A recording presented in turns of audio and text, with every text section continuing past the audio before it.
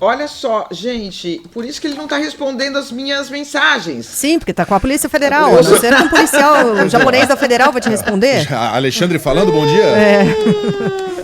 Porque é o seguinte, gente, o Bolsonaro, eu lembro que quando teve uma outra operação de busca e apreensão, ele estava na praia, e eu liguei, assim, às 7 da manhã, nem existia rumor. E ele atendeu, ele falou, a PF tá em casa, a PF tá em casa, e eu dei esse furo, assim, essa manchete, mas dessa vez não foi ele. E de fato eu fiquei mandando várias mensagens e por isso que tá sem resposta, porque o ex-presidente costuma ser ágil no celular e responder as mensagens quando interessa a ele, né? Mas é isso, Megali, eu acho que já tá tudo dito. O Bolsonaro, na verdade, falando com pessoas ali envolvidas com defesa dos réus e com a defesa política dele, o Bolsonaro criou a situação que facilitou para o Supremo tomar medidas mais duras contra ele. Porque o Trump anunciou essas sobretaxas draconianas contra o Brasil de 50%, que podem comprometer muito a nossa economia.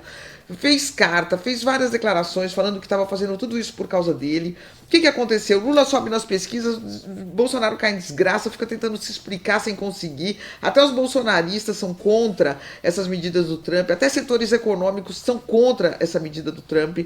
Setores econômicos que tradicionalmente apoiam o Bolsonaro como agro estão desesperados com o que está acontecendo. Então surgiu o momento e a hora de tomar essas medidas cautelares contra ele.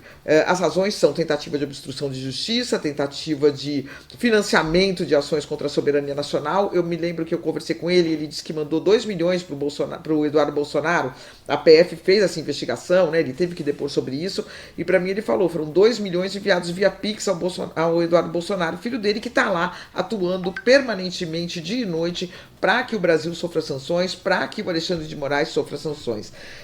Então é isso, fizeram uma conexão e o momento ajuda bastante, né, o Megali, para que não tenha uma reação monstruosa como se imaginava que poderia ter no caso de uma prisão do Bolsonaro, de medidas mais duras contra ele. Vamos ver a reação dos apoiadores dele, mas eu acho que seguramente setores econômicos que o apoiavam muito vão estar mais retraídos nesse caso, Megali. Todos os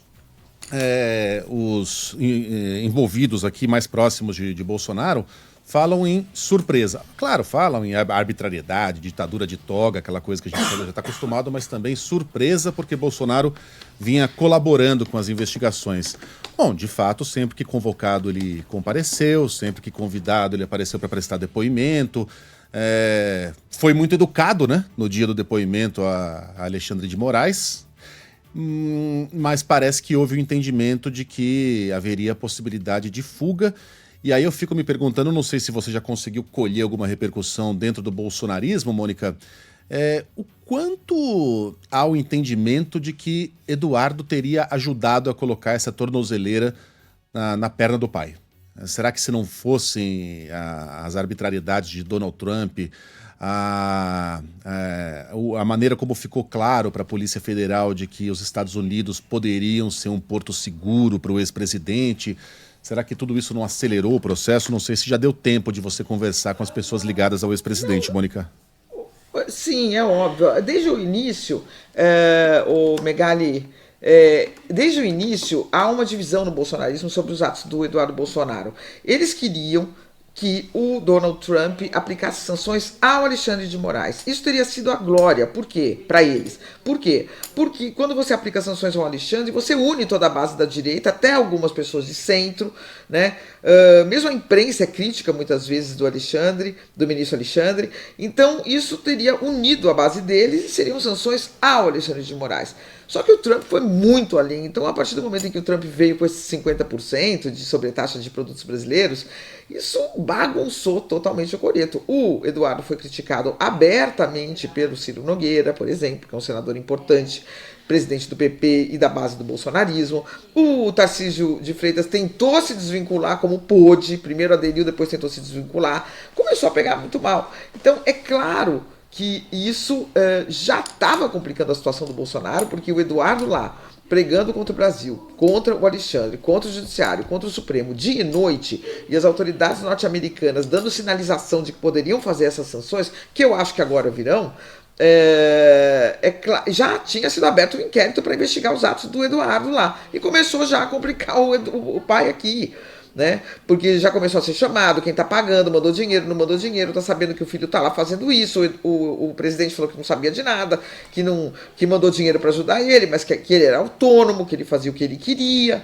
Eu tenho informações, inclusive, que realmente o Eduardo tem alguma autonomia em relação ao pai, e muitas vezes o pai tenta telefonar e o Eduardo não atende. E o Bolsonaro reclama bastante, né? O Eduardo tem uma autonomia, mas é uma autonomia relativa, tudo que ele faz reflete no pai, né? Então, portanto, claro que ele ajudou, claro. Primeiro já foi aberto um inquérito e foi nesse inquérito que o Bolsonaro agora está com a tornozeleira, o inquérito de obstrução de justiça. Obstrução de justiça é um crime gravíssimo. É você tentar, você fica xingando o juiz, você fica desqualificando o juiz, você fica tentando impedir o juiz de decidir, você fica atrapalhando o trabalho do juiz. Isso é crime no Brasil. Tem lei. Se você pesquisar aí, tem no código, se não me engano, no Código de Processo Penal. Então, é um crime grave e passou a ser cometido mais ou menos que a céu aberto, né, o Megali? Com a adesão do Trump. E vem aquela memória, né, o Megali? Os Estados Unidos já patrocinaram golpes pelo mundo inteiro. Já patrocinaram golpes na América Latina, especialmente. Apoiaram a ditadura brasileira, ajudaram um golpe no Brasil já. E isso é recente, parece que não é, mas é, né? Então, quando vem o Trump atacando instituições brasileiras, bombardeando economicamente o Brasil, para desestabilizar um governo eleito, para favorecer o adversário, que está sendo processado justamente por tentar um golpe, claro que isso cheira um pouco a coisa ruim, né, Megali?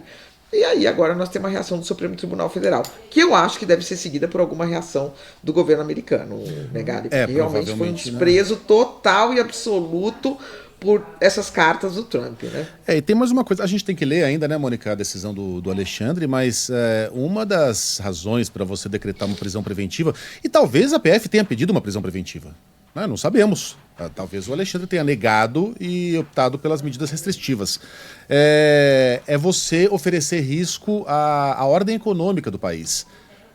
O que o Eduardo Bolsonaro está fazendo nos Estados Unidos que não colocar a ordem econômica do país em risco? Aí eu não sei o quanto isso poderia se estender a Jair Bolsonaro pelo fato de ele estar financiando o filho. Porque sim, é o filho dele, mas ao mesmo tempo é um lobista nos Estados Unidos que está lá cavando punições a Alexandre de Moraes e alívio e apoio internacional para melar o julgamento de um réu. Quer dizer, é um troço muito grave, né? Então o Bolsonaro pode alegar, não, estou ajudando um filho. Tá ajudando um filho, mas é um filho que está colocando o Brasil na linha de tiro.